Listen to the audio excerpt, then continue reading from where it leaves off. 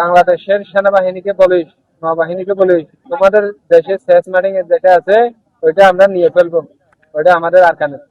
ডিসেম্বরের 18 তারিখ 2025 সালে সাগরে মাছ মারতে যাই।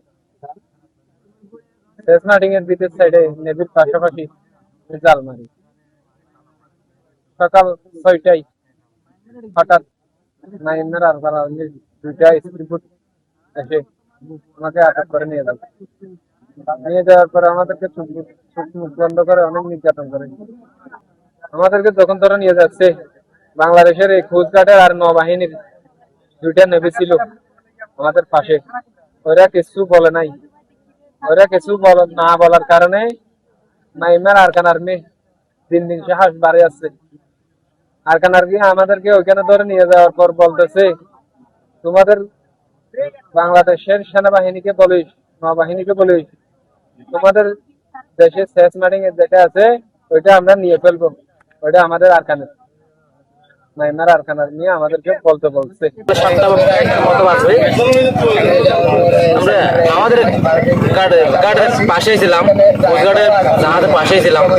7টার সময় এরা হঠাৎ করে পূর্ব দিক থেকে এসে পূর্ব দিক থেকে আসতেছে, সেন্ট মার্টিনে যাচ্ছে, এভাবে করে এরা আসতেছে। আমরা মনে করছি আমাদের সেন্ট মার্টিনের দিকে যাচ্ছে আমাদের ডিপার্টমেন্টের রিপোর্ট।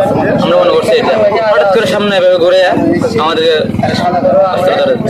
নাগন্ডিপ থেকে সেন্ট মার্টিনের দিকে গুলো যাচ্ছে। আমরা তো সেন্ট মার্টিনের পাশে জাহাজের পাশে ছিলাম বলে আমরা সন্দেহ করি নাই।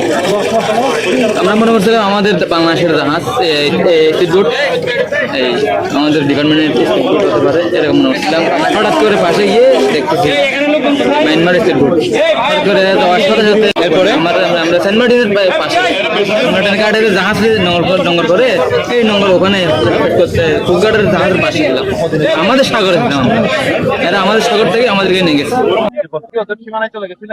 আমরা ওদের সীমানায় যাই নাই, কিন্তু আমাদেরকে যখন ধরে নিয়ে যাচ্ছে, যখন বাংলাদেশ নেভির পাশ থেকে যখন নিয়ে যাচ্ছে, তখন বাংলাদেশ নেভি লোক যারা থাকে ওরা হা করে দেখে থাকছে।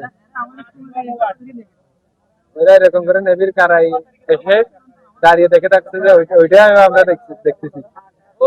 তারিখ ধরে লেগে যাবে আজ 8 মাস 3 দিনে বাড়ি হলে মজুর গলি আর নাম মাছ বানিয়েছে সকালে 8টা বাজে।